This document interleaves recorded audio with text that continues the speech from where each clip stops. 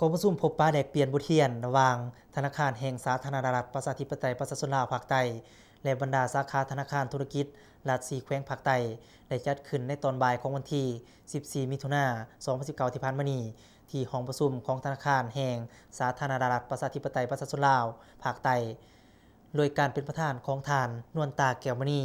หัวหน้าธนาคารแห่งสปปลาวภาคใต้มีบรรดาธนาคารธุรกิจรัฐที่ตั้งอยู่4แขวงภาคใต้เข้าร่วมคือธนาคารการค้าต่างประเทศลาวมหาชนธนาคารพัฒนาลาวธนาคารส่งเสริมกสิกรรมและธนาคารนโยบายในกองประชุมท่านนวลตาแก้วมณีหัวหน้าธนาคารแห่งสาธารณรัฐประชาธิปไตยประชาชนลาวภาคใต้ได้ผ่านบทสรุปการเคลื่อนไหวเวียกงาน6เดือนต้นปี 2019ของธนาคารสปปลาวภาคใต้ในการจัดตั้งปฏิบัติเวียกงานผ่านมาที่เห็นได้ถึงผลสำเร็จในแต่ละเวียกงานเป็นก้าวๆมาโดยเฉพาะเวียกงานวิชาเฉพาะทางด้านการบริการด้านบัญชี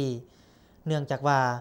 เป็นธุรกรรมทางด้านการเงินรับฝากเงินถอนเงินรับการโอนเงินประเภทต่างๆเป็นศูนย์สำนักสะสางเสก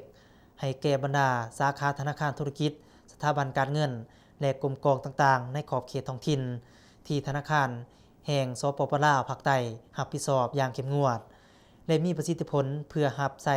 สอดคล้องกับแผนการพัฒนาเศรษฐกิจสังคมของแต่ละท้องถิ่นแต่ละแขวงจากนั้นบรรดาต่างหน้าธนาคารธุรกิจรัฐและธนาคารแห่งสปปลาวภาคใต้ที่เข้าร่วมก็ได้ผลัดเปลี่ยนกันมีความคิดความเห็นประกอบส่วนเขาในหน้าที่เวียกงานแต่ละธนาคาร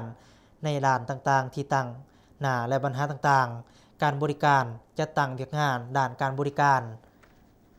สินเชื่อปล่อยสินเชื่อหนี้สินต่างๆเพื่อเป็นการแก้ไขปัญหาข้อสะดวกและข้อยุ่งยากทางกงและทางอ้อมเนื่องจากว่าสภาพการดังกล่าวเป็นข้อมูลพื้นฐานที่จะได้พร้อมกันหาวิธีทางการแก้ไขให้ทันกับเวลาพร้อมทั้งกำหนดเอาบรรดานโยบายต่างๆให้ถูกต้องสอดคล้องทันกับสภาพการพัฒนาของเศรษฐกิจสังคม